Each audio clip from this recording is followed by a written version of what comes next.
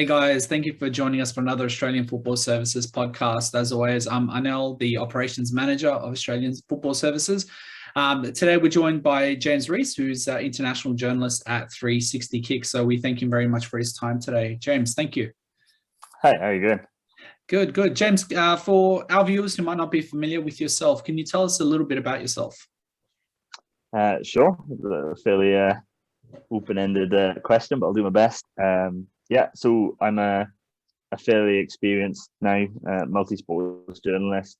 I've worked in the UK, kind of in Wales, Scotland, and England in football. I've done a bit of rugby league and rugby union as well. So it's I've somehow found my way into working in Australian sports, which is pretty exciting. But so Welsh, based in Scotland, covering football in Australia and New Zealand. That's awesome. Now, in terms of the 360 KICK, can you tell us a little bit about it, and also what are the aims of the program itself? Sure. Well, KICK360 was started I think about 6 months ago. There's a group of people who wanted to, I guess, fill a gap that had kind of opened up in the Australian kind of football media landscape. We've seen a lot of investment taken out of the game. We've seen a lot of investment and kind of publications kind of fall by the wayside. So they were quite keen to maybe just fill that gap with a bit of independent analysis and maybe try and bring something that wasn't really already there, kind of fill a gap in the market. So they reached out to me and seemed pretty keen to have kind of an overseas element of the coverage as well. So yeah, they reached out to me, and it seemed like a pretty exciting project at a pretty exciting time really in Australian football. So I kind of jumped at the chance, and it's been a really rewarding opportunity so far for me anyway. That's awesome. In terms of the some of the projects that you're mentioning that KICK360 is working on, can you give us a little bit of insight on what kind of projects you've got working? Sure. The team that run it have brought together a really exciting group of young journalists, mostly kind of from across Australia. And there's a couple of us based overseas. There's 2 UK-based journalists. We've got another guy who's based in Bulgaria. So there's all sorts of stuff, to be honest. They've just launched a podcast, which has been really good. We do in-depth analysis, tactical analysis. I do a lot of long form work, kind of inspired, like kind of similar stuff that you get on The Athletic and Sports Illustrated and things. Player interviews, there's all sorts, and everybody supports a different team, has a different background, has different levels of experience. So there's a real mixed bag of stuff that's being put out across the platforms, which is it's really exciting. And some of the work the journalists have put together have been absolutely phenomenal. That's awesome. Actually, out of curiosity, with so many different characters and obviously different team allegiances, I'd imagine there'd be a few rivalries between some of the staff there. There's a lot of stick for Melbourne victory in the work Slack chat, but I think that's about it. Yeah, I think they're going to be turning a corner hopefully this year because last season or two has been very rough for them, unfortunately. But yeah, time will tell. Time will tell. Mate, so you've been involved in football journalism now for a while. What are your impressions of Australian football's past, present, and the future? Australian football, even kind of based in the UK, it's always been, on the peripherals of my understanding. Growing up and around the Premier League, we've always had Australian players playing over here. And when I was growing up, when I was very young, I was a Liverpool fan, so kind of Harry Kewell, Mark Viduka was at Leeds. It was always that they were probably the first Australian players that probably entered my consciousness. But there's always been players playing at a very high level, kind of right up to Mark Schwarzer, fairly recently, only just retiring. Yes. I think, kind of as I said, I've been a Liverpool fan growing up. My dad took me to go and see Aston Villa, and that ruined that. So, but I guess kind of the first thing that really piqued my interest was when Robbie Fowler moved to the A-League. He was my first childhood hero. So that kind of piqued my interest. It was on ESPN over here at the time. So I had ESPN to watch Italian football. So I just started giving that a go. And I guess my knowledge and interest has probably echoed a lot of the success and the peaks and troughs of of Australian football as well. Like I got interested then when Robbie Fowler went over, and then it falls off as you kind of go to uni and do other things. And then obviously Del Piero came, and there's a huge buzz around the league then, so kind of dipped back in. But we went traveling just before the pandemic, so I was actually in New Zealand and Australia, and we took in a double header. We went to see a W League and an A League double header in Melbourne when we were out there, and then coming home and actually just being out there. A big thing was actually we want to move. We want to move to Australia and New Zealand. We really loved the country. We really loved the lifestyle out there in both countries. So it was just following the A League was just a way of almost keeping in touch with Australia and New Zealand, having just come back and ended lockdown almost immediately. So, but I'd kind of fallen out of writing for a while. I'd had a few struggles, and just kind of felt like I lost my voice a bit. So I got the A-League was just such fun. Like it reignited that love of football again, because it's just such a joy to watch. Like it's not the best quality of football, but there's crazy stuff happening. There are a whole load of characters, and it just kind of really lit a fire under me again, and just started writing for a publication over here. And then kind of KICK360 reached out to me, and it's kind of gone from strength to strength. So it's just I seem to have just fallen into it at the right time. Australian football's had a rough time over the last few years. It's probably not at its lowest, but it's been a real kind of ebb. And with the APL coming in and things, it just seems to be a really exciting time. Things seem to be going right finally. So there's a lot of work to do, but I think there's a lot of exciting things to come, and hopefully a really bright new future for football in Australia. Absolutely. I think as an A-League fan myself, it was particularly wonderful to see a lot of the younger players getting a very good chance to shine. Something that pre-pandemic might not have been the case. But I think if you look at this season that's just gone by in particular, as interrupted as it was, we did see quite a few youngsters stepping into first grade football. And that's really what you want to see. You want to see that young attacking flair with a little bit of the youngsters arrogance sort of thing. And obviously, if we're able to draw some quality footballers, some experienced quality footballers, then that's always a positive for the game as a whole. Awesome. I think having those young players come through only helps people in Australia identify with the sport, because it's the same with me. I always get more excited about a Welsh footballer, whether they're good or not, than I would about anybody else. You just identify with people who you identify and recognise as sharing experiences, and there've been so many great young Australian players come through this season. Absolutely. You bring up a very good point. Like a lot of the A-League teams come from particularly tight-knit footballing communities. So some of the youngsters that do get their chance to shine, you might even come across a youngster playing park soccer who knows that player personally, and then obviously they're suddenly in a position where they've got someone who they recognize as having made it more or less, and that gives them something to look forward to and kind of aspire to, and say, well, if they can do it, then I can do it. Definitely. I think it also kind of helps fans identify with teams as well. If you've got local players coming through, you're far more likely to become invested in that team, because essentially that there's that franchise tag, and I think there's always been there's been some kickback against the A-League, because they're essentially teams that have been fabricated, and you have to have licenses and things in the same way it is in the MLS. I think having young people and the clubs investing in youth and the community, I think only goes a long way to really solidifying a fan base there. 100%, definitely. James, we had a little bit of a chat before the start of the podcast regarding your views on the World Game program in itself. Obviously, here in Australia, many would actually argue that was the program that kind of brought footballing in Australia to a bit more of a mainstream audience, and obviously personalities like Les Murray would have had a massive impact on the game itself and on the knowledge of the game. What are your thoughts of the program itself? Obviously, we've not had access to it over here in the UK, but I'm well aware of the importance of the show, and importance of the legacy of the show and of Les.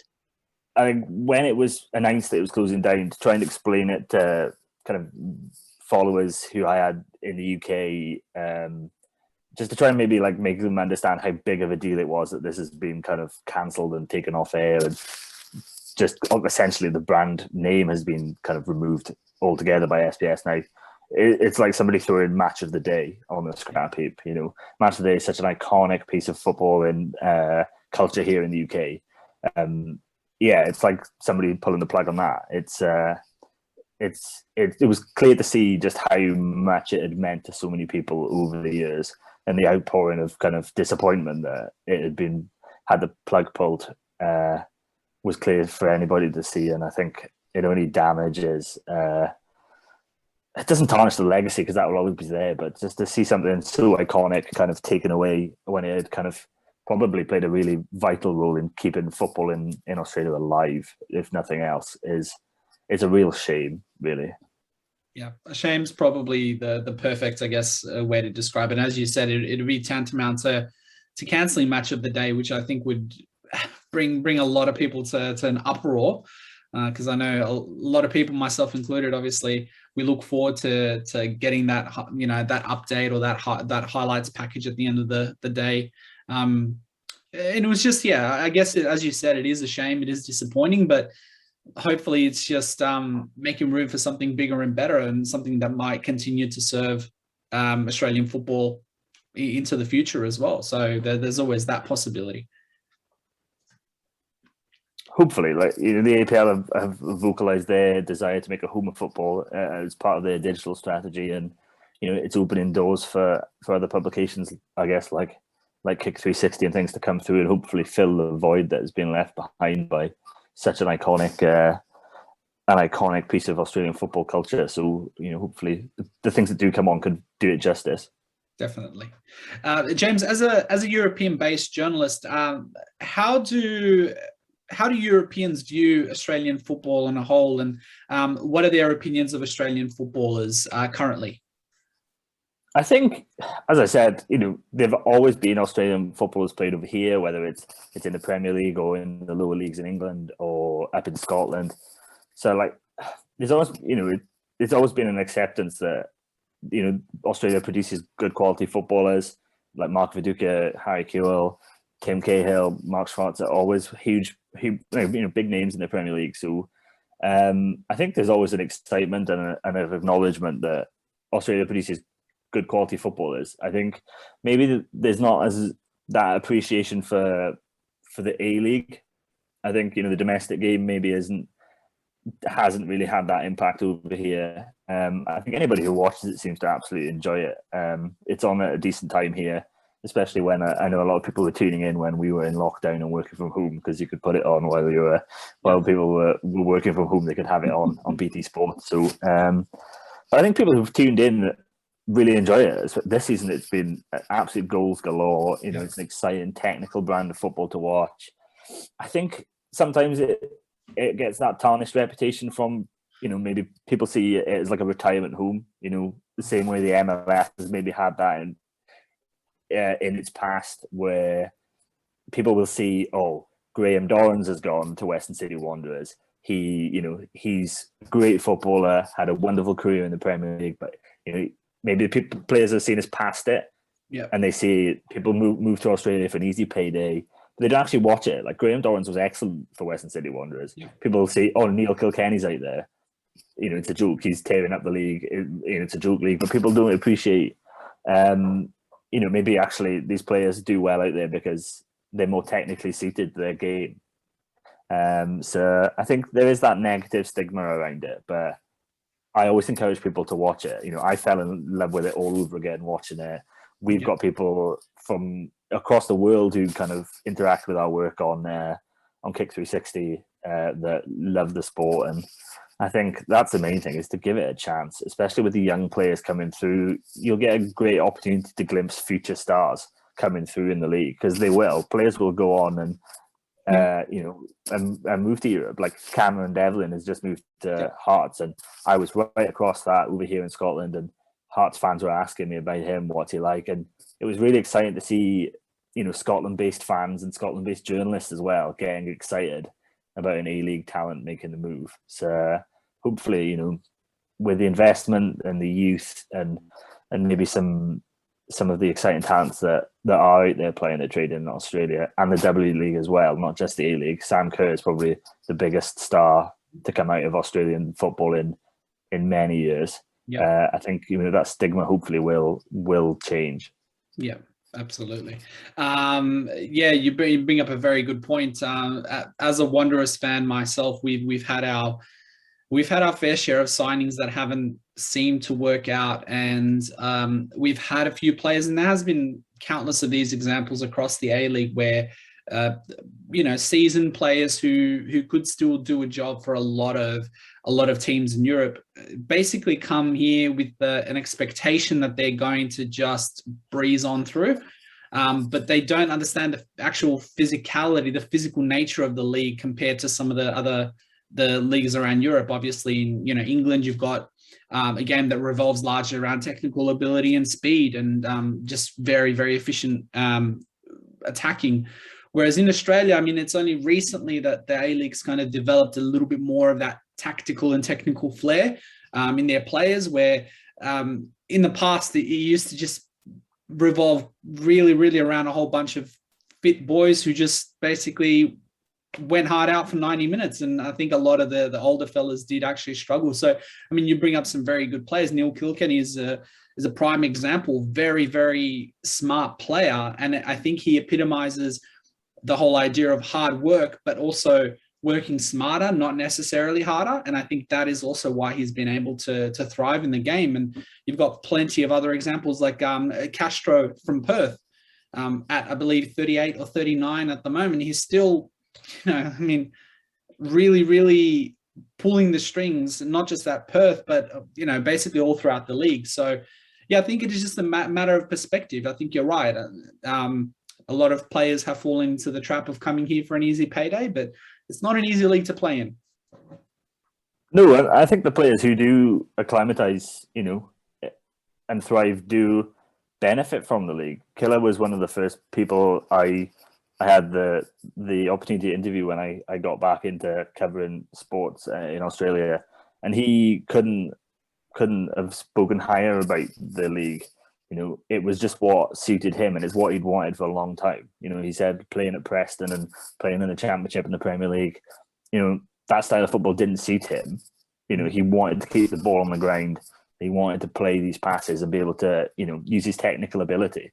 And he found that in Australia, and you can see he's thrived on it. Even he's not getting any younger, and he didn't play a lot at Perth last year for whatever reasons they were.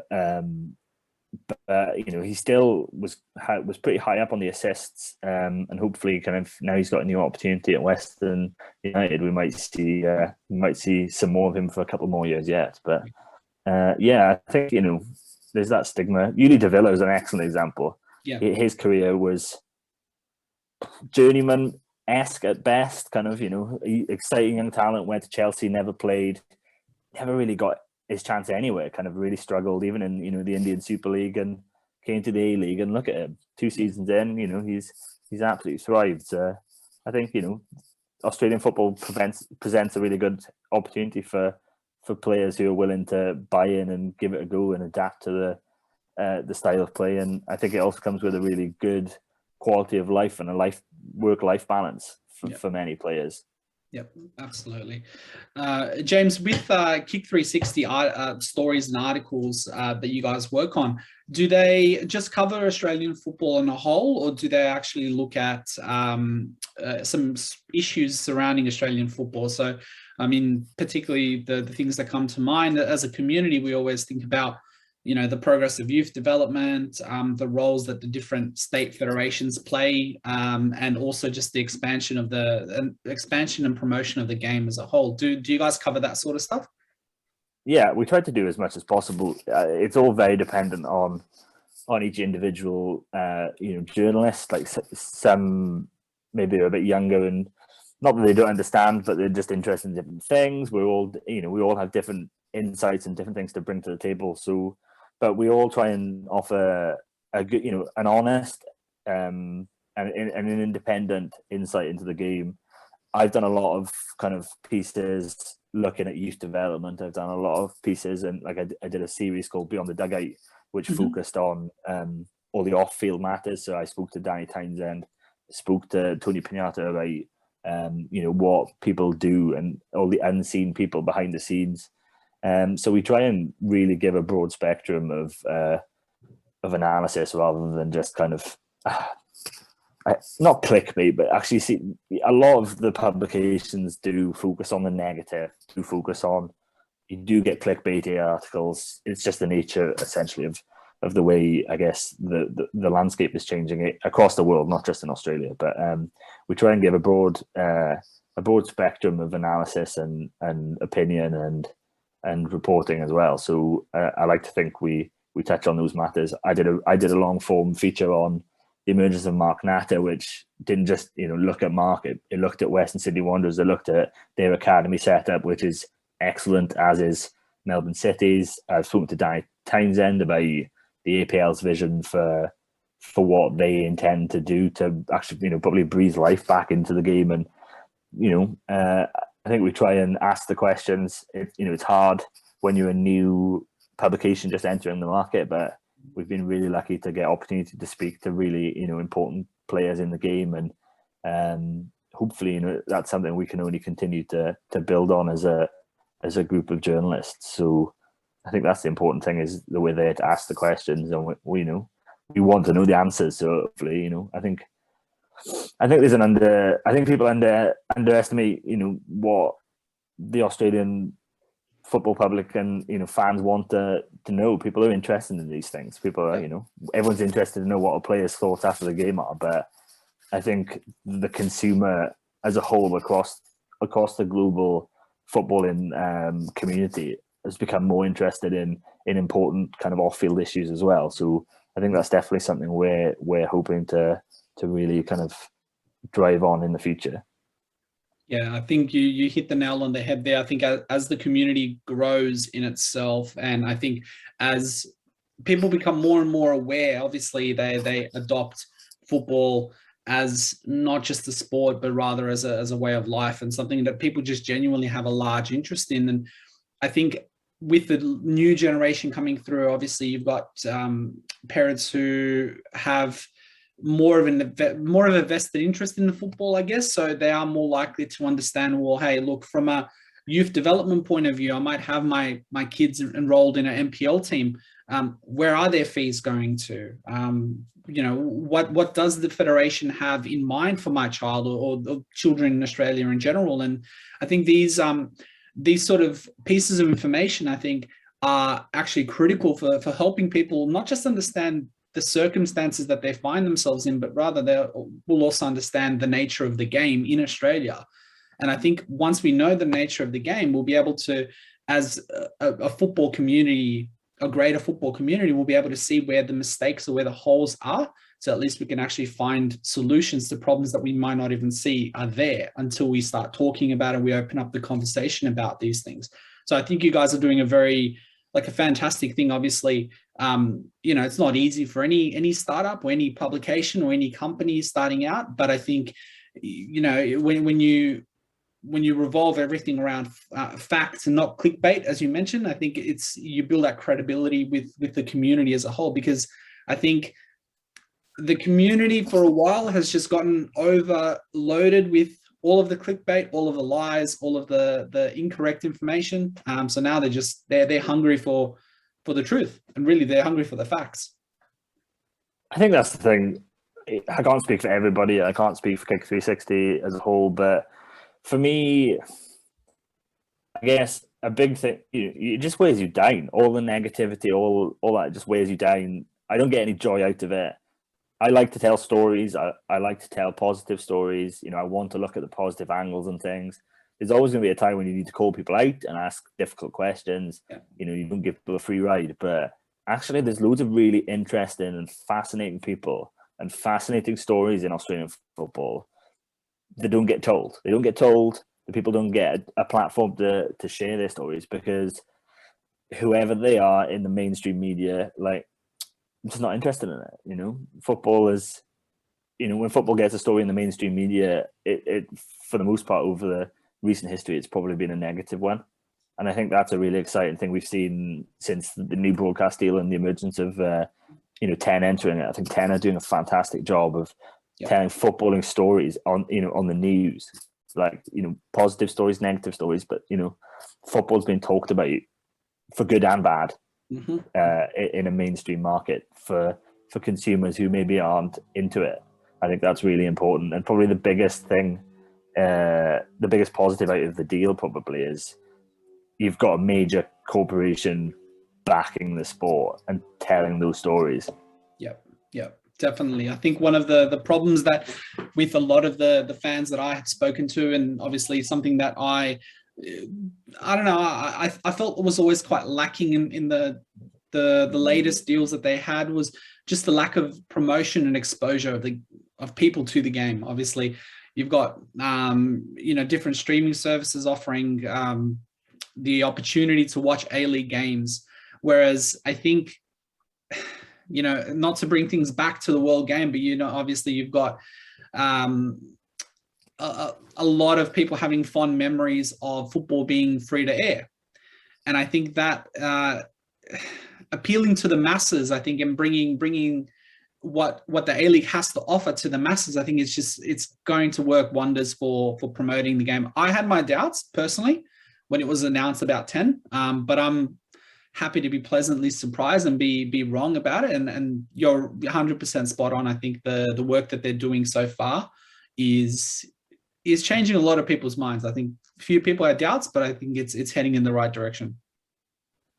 As you say, it's heading in the right direction. It's not, it's a 5-year deal. There's a long way to go. Essentially they have to undo damage that's been done, probably in the last few years of the Fox deal. So, but I think, like you say, free to air will be a huge thing. Just being able to tune in, just on your TV. You don't have to worry whether it's one of which umpteen kind of apps you have to download to get it. I think that's really important for Australia. We complain over here in Europe that we have to have Amazon, Sky, BT, but actually football's already massively solidified here. People are already going to do that. People are already going to buy and pay and to watch. So I think having that free day hook to get people back in will hopefully be a really good thing for the sport going forward. Absolutely. James, we touched a lot about, we spoke a lot about the A-League itself. What are your thoughts on the potential B-League that's been, obviously they're working in the background to find out the finer details and also how it can happen. What are your thoughts on a potential B-League, and how will this impact on Australian football, domestic Australian football on a whole? I think in the long term, a second division is obviously an important thing. Kind of, I think maybe when a team can't be relegated, the issues set in for whatever reason. We saw it at the Victory. We've probably seen it at the Jets for a couple of seasons now. I think in the long term it's important, but I think it has to be done right, and it has to be done at the right time, because if it's not, and if it's not financially viable and the proper, the due diligence isn't done, if it's just crowbarred in, it could really just do irreparable damage. Yeah. If you force that through and it's not viable and the interest isn't there and the support and the willingness to invest, not from just whether it's a Football Australia or an APL kind of point of view, but also, the fan base willing to go on and support the teams, it could just do massive damage to all the work that's been done to keep football in Australia alive and kind of keep it on the right track, really. So I think, yes, totally understand people's desire for it, totally understand the need for it probably, but I think it has to be done right. Otherwise, it could just it could kill the game essentially, and you would just be back to square one all over again. Yeah, I agree. I 100% agree. With youth football in itself, obviously here in Australia, we definitely look to have our youth develop in the NPLs. In your opinion, what do you think could be done to bring greater exposure to talented players who might be playing in the NPL and are, having dreams of maybe playing in Europe or even in the A-League one day? I think probably the NPL has had a fairly decent light shone on it from the emergence of the young players, because a lot of the players who did break through in the last couple of seasons came through the NPL, came through that. It's not just the academy system. So for every Mark Natter who did come through an academy, Perth Glory is packed full of young players who've played in their NPL side. Al Cole is only going to done absolute wonders for the NPL. Kind of the emergence of him.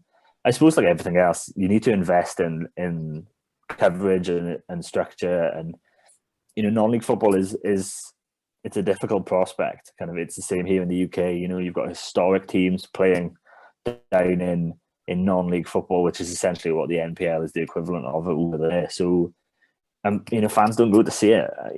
It's you have to get that balance.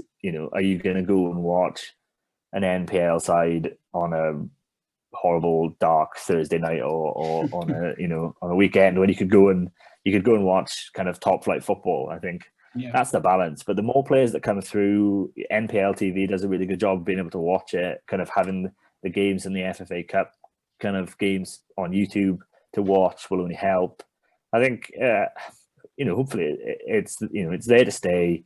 It'll always benefit from having massive teams in there, kind of having the likes of former powerhouses from kind of the NSL days and things. There'll always be a cult following there. So I think the more players that can kind of step up and break through will only help, and hopefully kind of that investment in youth that the A-League clubs are showing, and hopefully what the APL are saying that they're going to do to keep building the future of the game will only benefit the NPL. I think we are kind of starting to see things trickle down.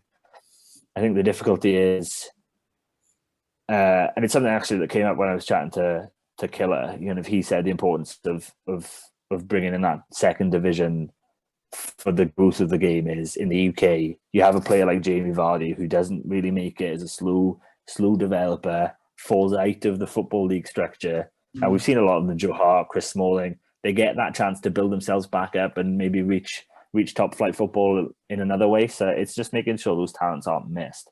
And I think hopefully that we are seeing that people are looking to the NPL structures now. And the A-League clubs are definitely shining a light on their NPL talent. Western United are very good at it, as are Perth. So hopefully, kind of, if the clubs can do the work and it trickles down, I think the more opportunities for young Australian players, the better, really. Fingers crossed.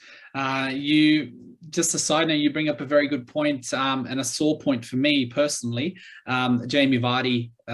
So I'm a Sheffield Wednesday fan myself, and it's a well-documented story amongst us Wednesdayites. We had the opportunity to sign Vardy, and we let him slip. So one of many regrets for the club, I believe. So, but he, as you said, excellent late developer, and it's just a sign of being given opportunities to shine and to let your footballing work tell your story, basically.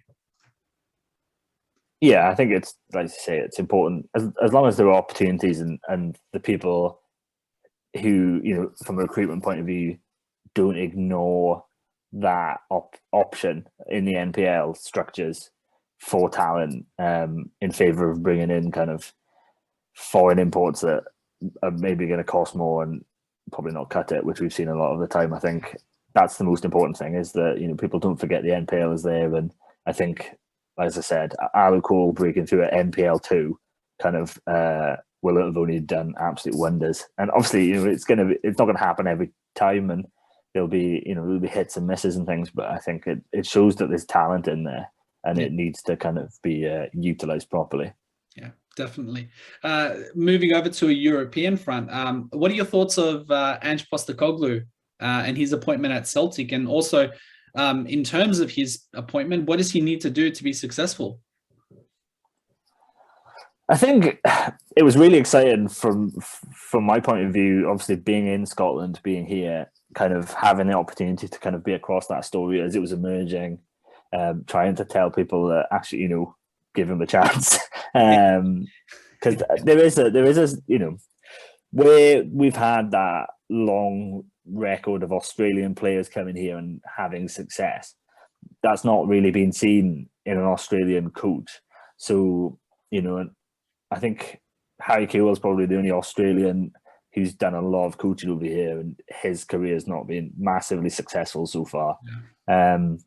But I think, you know, I said at the time, give him chance and he'll do the job. He's, you know, when he has the chance to you know, put his philosophy in place and build from the bottom in the way he wants to, he will build a great team. Yep. What I didn't expect was how quickly he would turn things around at Celtic. I think that, you know, there's a huge pressure associated with managing one of the old firm clubs, and Celtic have not had. Last season was pretty abysmal. Fans had turned on the board. Fans were protesting.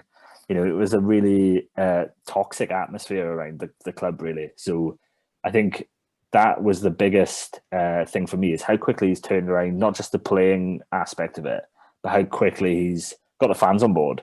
You know, they were like, Ange who? They didn't want him. They wanted Eddie Howe. And I think he's pretty quickly got the whole place buzzing again, and the fans are absolutely in love with him already. I think the biggest problem Ange will have is dealing with the media here. You know, he's got a long record of being short is probably the best way to describe it with the media. You know, rightly or wrongly, you know, they're not on the best of terms. Yeah. And kind of the media in Scotland, you know, it's very old firm focused. It's always been that way.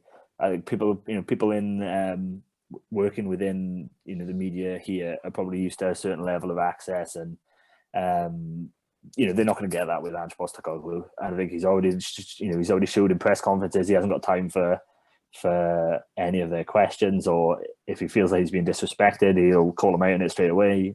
And I think that will rub people up the wrong way. And I think that could be where his undoing will come. If he hits a bump in the road and he's kind of rubbed media up the wrong way, they'll turn on him very quickly.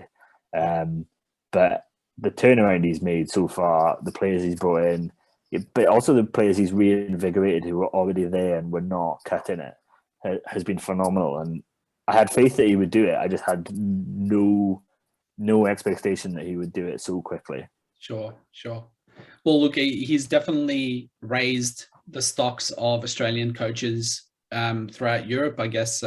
You bring up another very good point with Harry Kewell, who's unfortunately even this season he's started off quite poorly, and it's obviously it doesn't really paint a good picture for Aussie coaches. Even though, you know, a lot of the coaches we've spoken to who are European based, they say that, you know, that there's not necessarily anything wrong with Aussie coaches or Aussie players. It's just, I guess, being given that chance to prove to the world of what you can do. So he's definitely raised the stocks of not just coaches, but also for the footballing market around the world. And on that topic, would you guys consider doing an interview or having a sit-down chat with Ange one day? I would give my back teeth to have a chat with Ange Postecoglou. But unfortunately, this is one of the biggest things, the biggest differences I find kind of working in the Australian market is the level of access you get. Clubs, especially the size of Celtic, are very guarded with, you know, their media kind of access. It's really difficult it's just really difficult to get any access at all. It's difficult sometimes to just get them to reply to an email. So, you know, they're very careful, and it would take a lot of work for us to get access to Ange as much as I would love for it to happen. I think it would probably be especially with Ange's relationship with the media, I don't know how much opportunities we would get, but maybe one day it would be great. You know, there's a lot of Australian players here and more coming kind of at the minute. So, you know, I'm trying to build relationships with the clubs, and, you know, I guess clubs just don't want to get burned. So, which you've just got to kind of build relationships. And I've been really lucky to have so many opportunities in Australia. It's the difference. It's like night and day, kind of, with an A-League club. You know, I'd struggle to get access at Barnet, for instance, who are in non-league. I'd struggle to get an interview with Harry Kewell, probably. Here, you get given, can I speak to Tony Piniata? I'll ask him. Yes, here's his mobile number. Wow. And you just, the access you get, and their willingness to, if you can demonstrate that you can do good work, and you're not out to kind of do a hatchet job on people. You can build really good relationships and with people in the Australian game a lot quicker than you can here, which has been really exciting for me, and has opened a lot of really exciting doors so far. That's awesome. Hopefully it continues like that for you. James, one last final question. If you had any advice for budding journalists, could be someone who's just starting out, who wishes to potentially follow your steps one day and create a career for themselves in the footballing world, what would some of that advice be? Be patient, be prepared to do a lot of work early doors for nothing. Kind of, it's such a competitive market to get into. It's really difficult, but I would say just take a chance. Take the time to I guess find your voice. Kind of find the person you want, the kind of journalist you want to be, the kind of stories you want to tell, and do that. Kind of pursue the things you want to do and the stuff you're passionate about, because that's what I do. I try and tell stories I'm interested in, because I think it comes across on the page that you're interested, you're invested, you care. That's the thing. Ultimately, football journalists are football fans. We're no different, other than maybe we've gone to university and got a degree, or we sit and spend too long on the computer writing waffle like me. So I think that's the thing, is just take every chance you can to network, kind of build up a good relationship with people, because it's like everything, it's a relationships business. It's who you know.